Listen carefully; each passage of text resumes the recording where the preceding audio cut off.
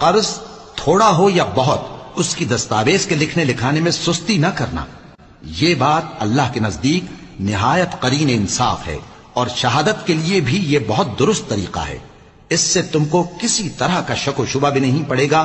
ہاں اگر سودا دست بدست ہو جو تم آپس میں لیتے دیتے ہو، تو اگر ایسے معاملے کے دستاویز نہ لکھو تو تم پر کچھ گناہ نہیں. اور جب خرید و فروخت کیا کرو، مثلا زمین جائیداد کی، تو بھی گواہ کر لیا کرو، اور کاتب دستاویز اور گواہ معاملہ کرنے والوں کا کسی طرح کا نقصان نہ کریں.